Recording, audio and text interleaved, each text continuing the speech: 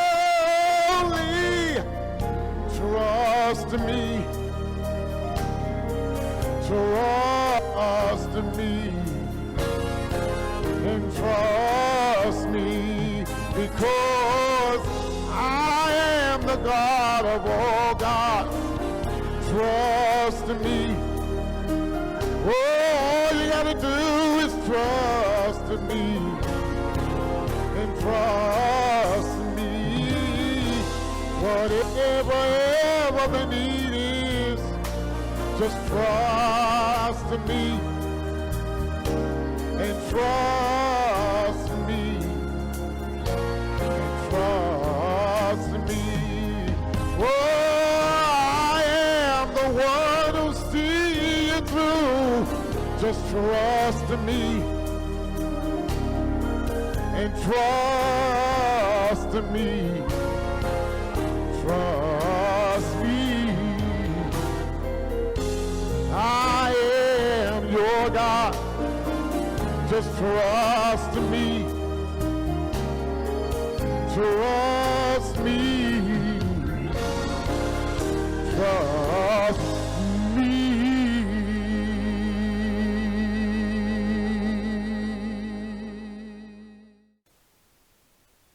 Won't you pray with me? Our Father and our God, to him who loves us the most. Lord, we thank you for the opportunity to be here in this brand new year. I thank you for all of my friends that are joining us and have been joining us each week through our social media platforms. Lord, I pray that even now as we open your word, that you would just pour out blessings upon them. Lord, if they've had a rough week this week, I pray that today will be a day where they have a sense of peace and a sense of contentment. We know, God, that you can do this, and we thank you in advance for moving in each one of our lives. Bless us today, we pray, in Jesus' name. Amen. Who's to blame for this? Hey, that's an interesting question, right? I mean, there are a lot of interesting questions that we find ourselves having to deal with on a daily basis. You know, questions like, which came first, the chicken or the egg? You know, why did the chicken cross the road? You know, why do bad things happen to good people? Or maybe you found yourself asking the question, why do wicked people seem to be doing so good in life? Or why didn't I get that promotion? I worked extremely hard for that.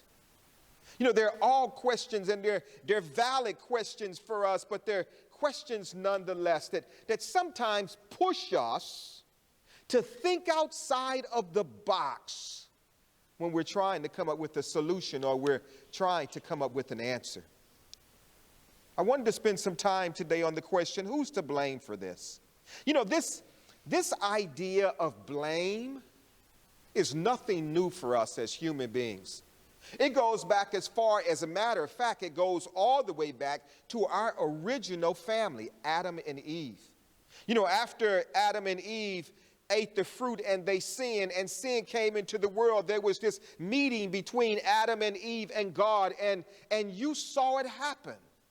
Well, you read it. It's over in the book of Genesis, and in Genesis chapter 3, it's amazing because as God is asking the question about what happened and he's getting detailed information, the blame started. Adam blamed God and Eve because he tells God, it was this woman that you gave me. Hey, that's the blame game. Eve begins to blame the serpent and says, but he tricked me. And so this thing of blame has gone down from one generation to the next generation. Over in the book of John, chapter 9, verses 1 and 2, we see that it was even happening in Jesus' day. Hey, let me read it to you.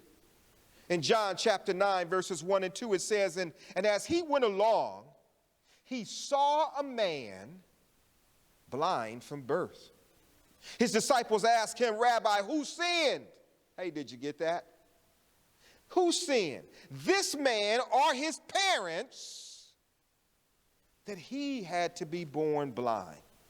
Hey, did you catch that? The disciples have this faulty assumption that was happening in their day. The disciples believed or they concluded that the reason that this infection or this infection was on this man's life, or this hideous thing had happened to this man, was because of something that either he had done or his parents had done. Think about this thing. The disciples are asking the question. They believe that they bought into this thing that says that you know what, every calamity that happens in our lives comes as a result of us doing something wrong.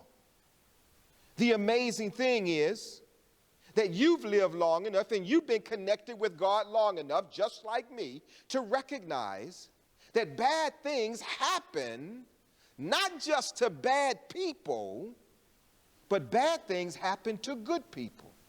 I mean, think about it. You're at work and you're doing what you're supposed to do and you're doing the right things and somebody else gets the promotion. Who's to blame for this? You see, the condition of the poor man was very sad. He was blind. He had been blind from birth. He had no employment, no enjoyment of light. And he had no idea really what he was missing in life because he had never experienced it. You see, sometimes in life, things just happen.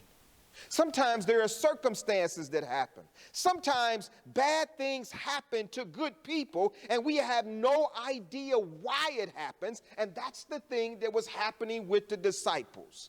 They see this man there. He's in a terrible situation. And so they want some insight.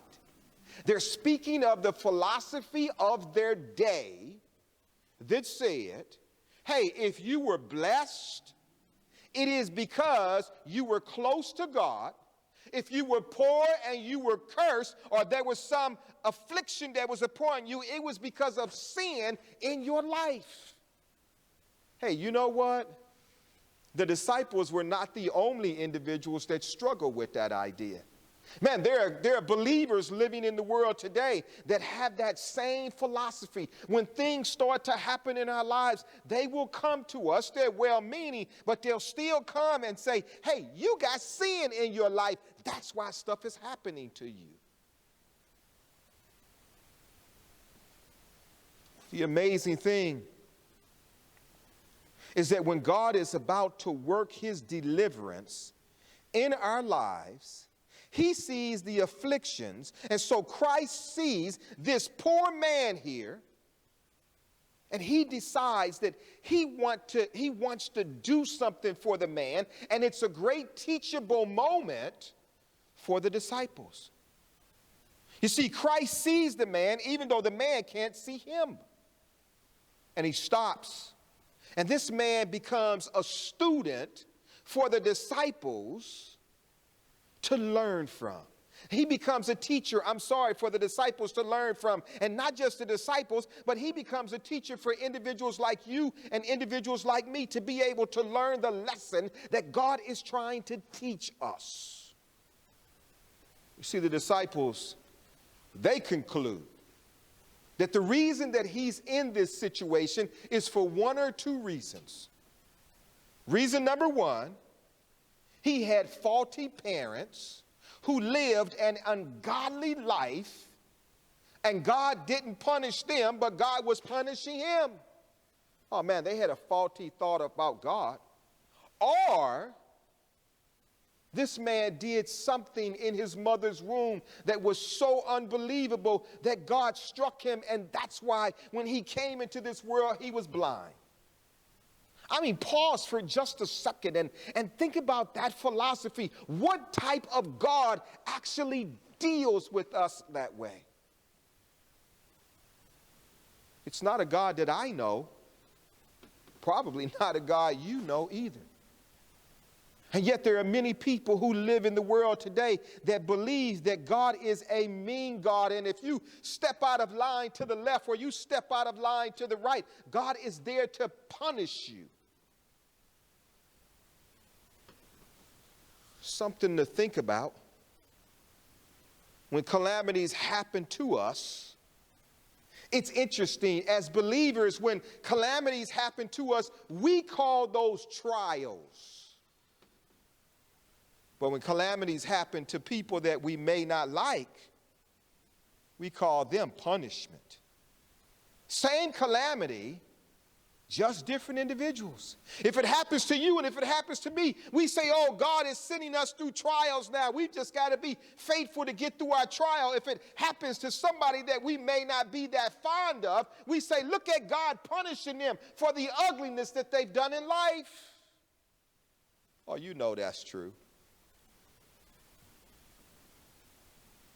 Jesus steps up and he begins to put the disciples straight. Look at John chapter 9, verse 3. Look at what it says. It says, neither this man nor his parents sinned. Hey, did you get that?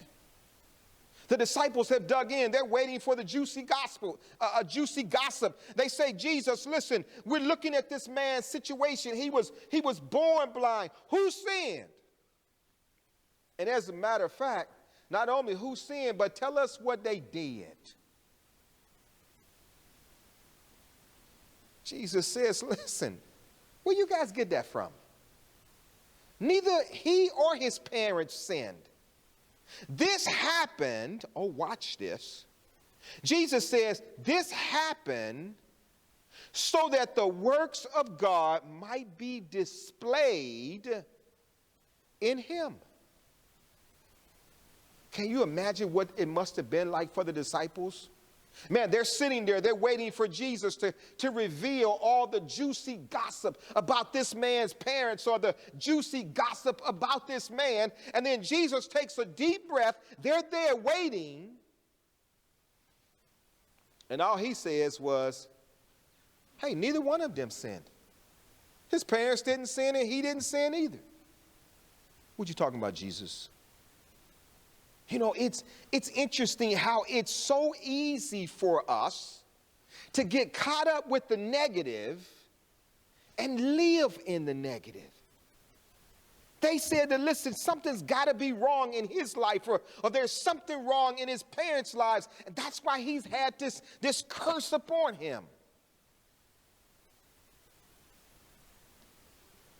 You know, we've got to take heed of judging other people by our standards and not necessarily by God's standards. You know, sometimes it's easy for us to look at individuals that have calamities in their lives and focus on what they did wrong or our perspective of what they've done wrong. And yet in our lives, we think it injustice when negative things happen to us.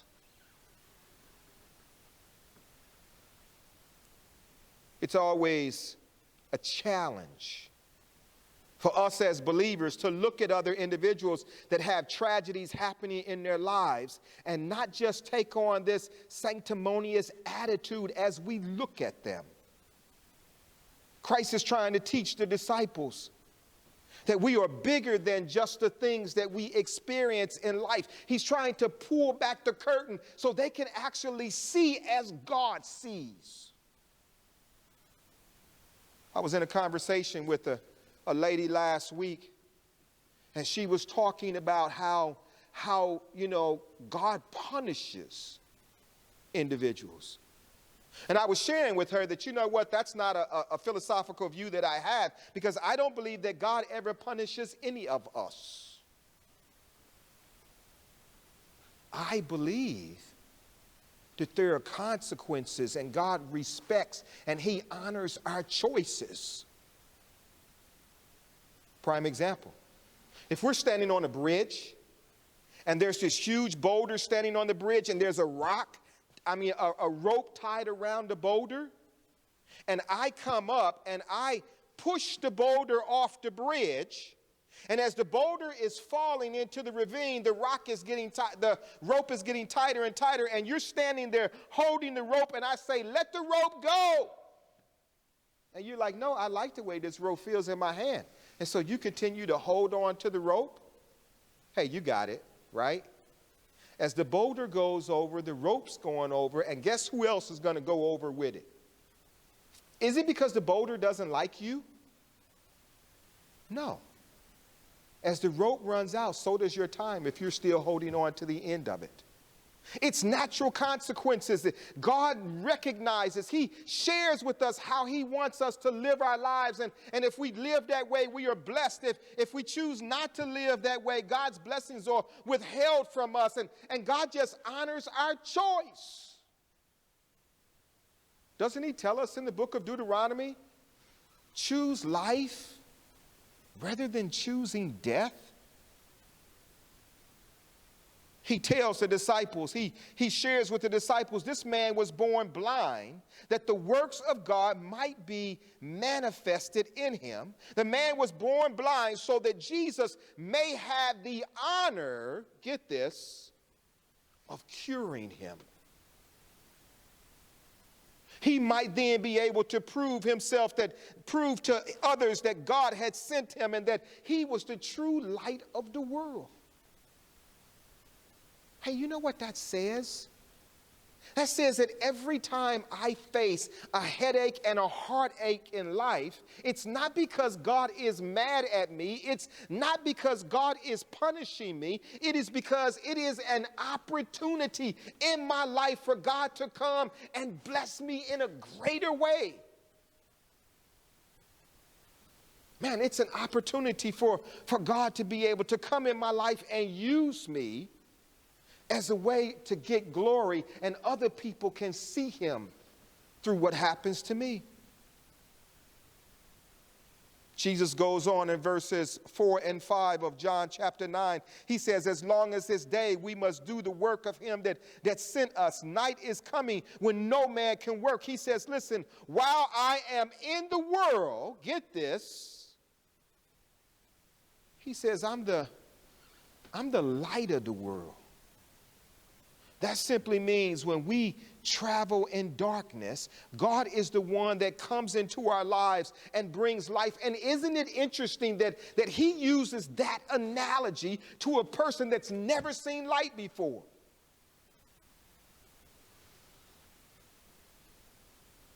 Jesus, who is the light of the world, meets a man who's lived his entire life in darkness. Hey, now think about that conflict right there.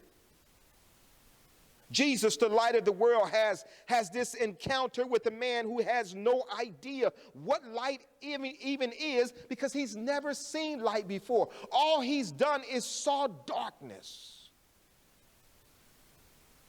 And isn't that what the gospel does when it comes into your life and my life? Isn't that what God does when he comes into our lives? It's dark before he shows up, and then God shows up and he comes and he dispels the darkness in our lives.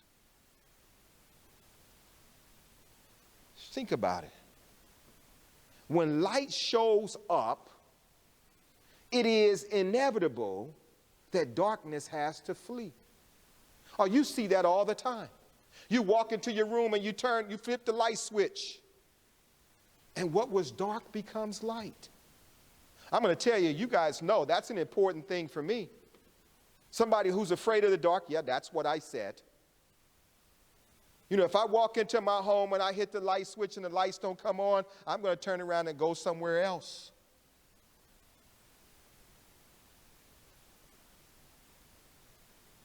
When light comes in contact with darkness, light always wins. And Jesus shows up to tell the darkness that had reigned for years in this man's life that its reign was over. And so it is with your life and my life. Man, there are things that we faced last year. There were challenges that we faced last year that we thought were bigger than we were, and they were bigger than us, but not bigger than God.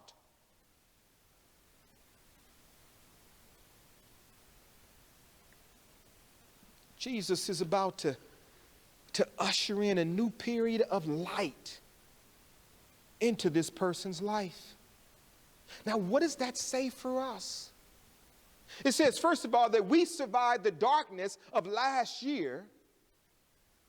And as we move into this brand new year, God is bringing this sense of light into what Satan thought was going to be darkness forever in our lives. You see, many of us, have spent years in darkness, and somehow or another, you found God, and God has brought this sense of light into your life. Some of us have grown up believing that we're nobody and we're not important. And not only are we nobody today, but we will not be anybody tomorrow either. And yet somehow or another, our past, God has reminded us that our past is not the predictor of where he's taking us in the future. Some of us have had darkness in our families. Comparing our families to TV families, who are perfect. They have problems that they solve in less than 30 minutes. And your family has been struggling with issues for generations. And you believe that there's no light at the end of the tunnel. And then God shows up and you see just a glimmer of the light. They're shining.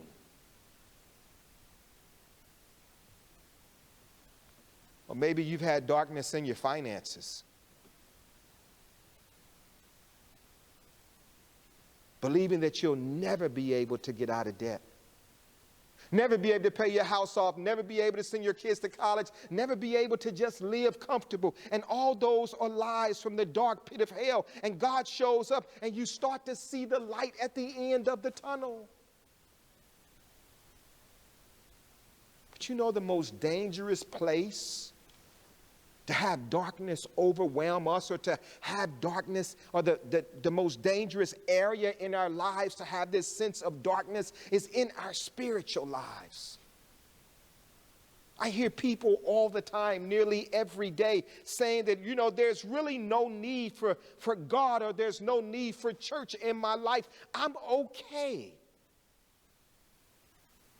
And I think to myself, the jury's not in about whether you're okay or not.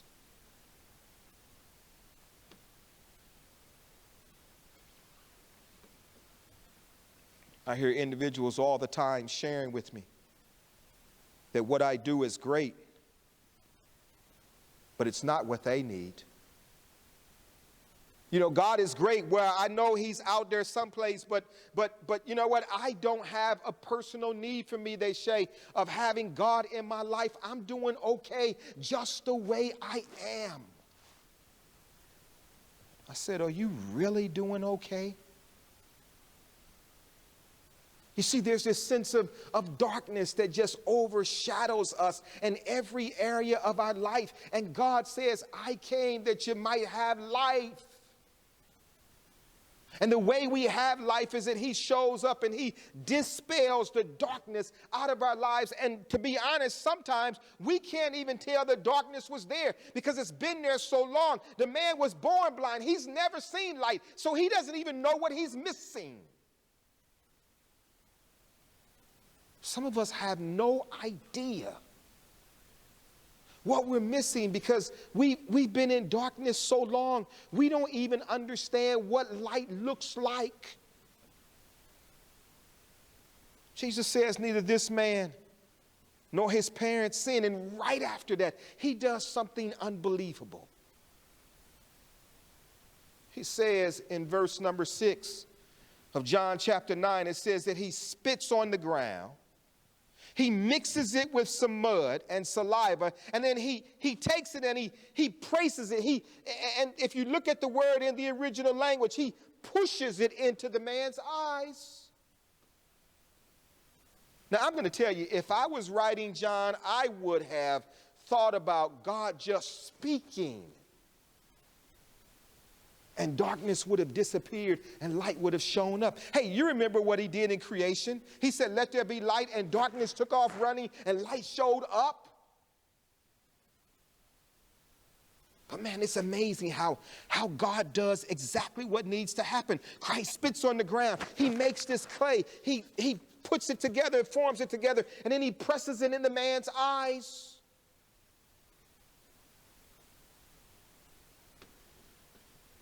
It reminds me that God has multiple ways of blessing us.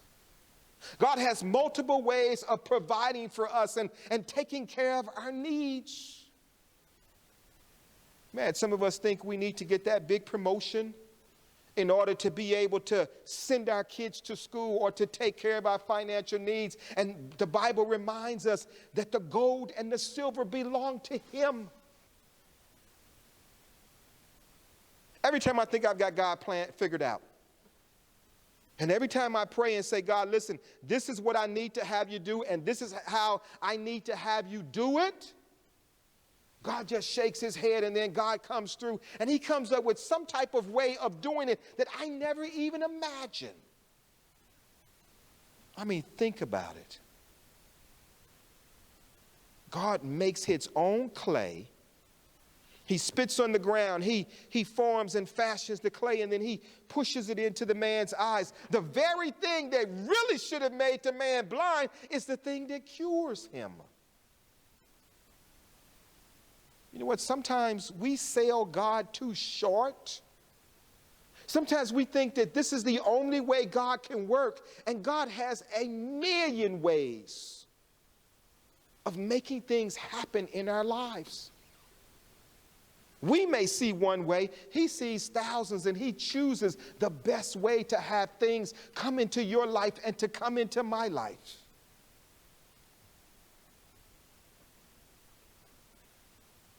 Jesus knows something about working with clay and playing in the dirt. Because isn't that the way that He formed and fashioned Adam to begin with?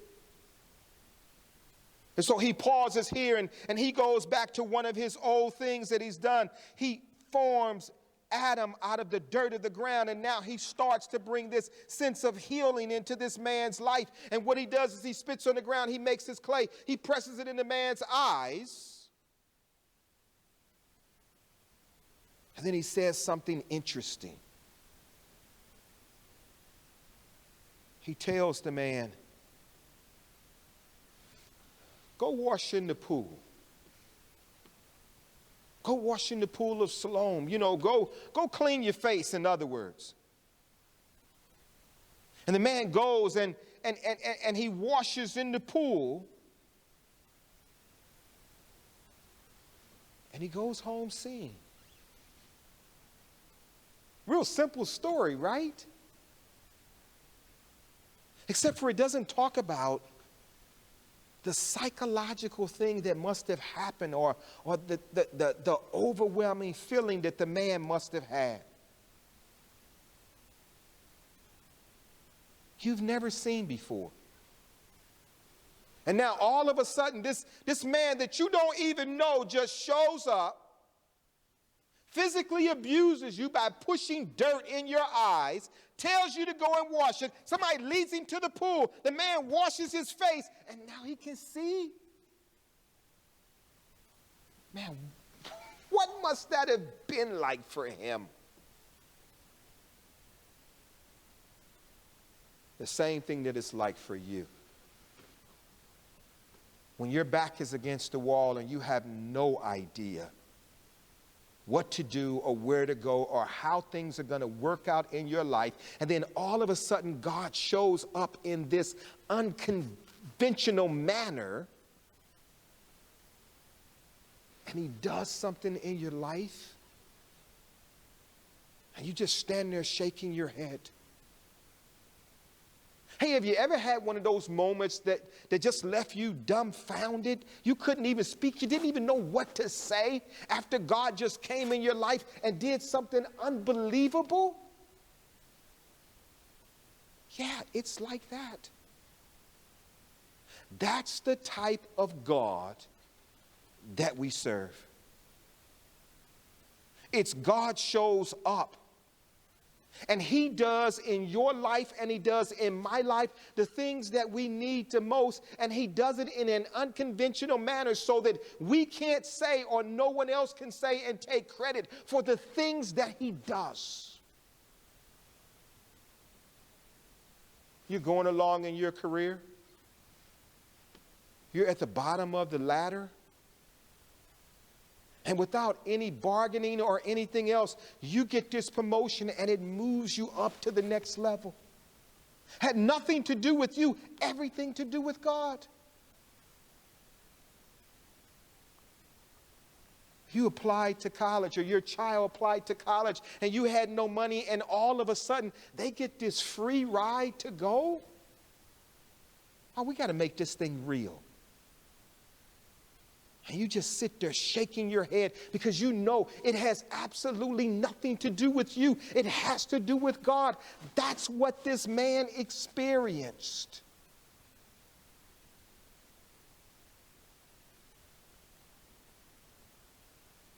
You see, those of us whose lives would be changed by Christ, we must be ruled by Christ.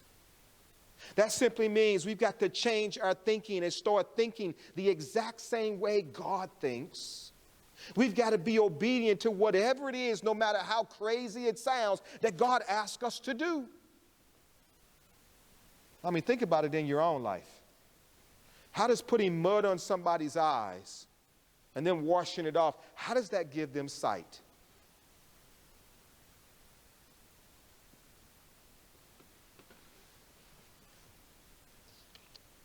I need you to walk out of here today recognizing that God is still in charge and God can do whatever He wants to do,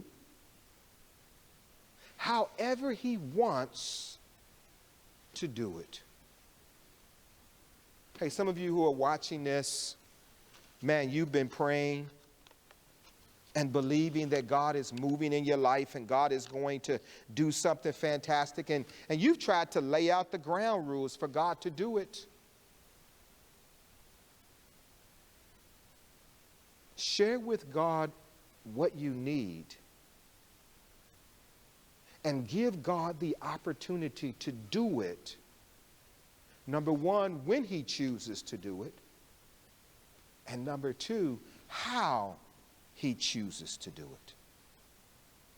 Someone once told me God is God all by Himself and He don't need my help.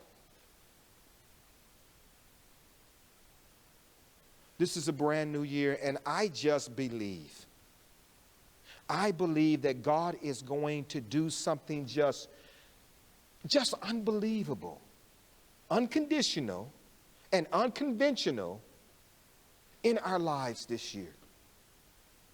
This is the year that we take the gloves off of God and just turn God loose and let God do in your life and let God do in my life whatever He wants to do, however He wants to do it.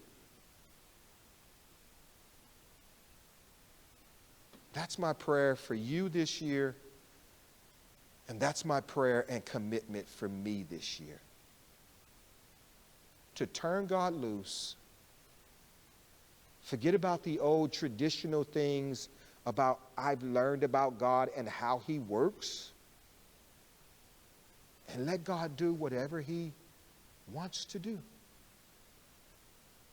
Our Father and our God, our time's gone here today.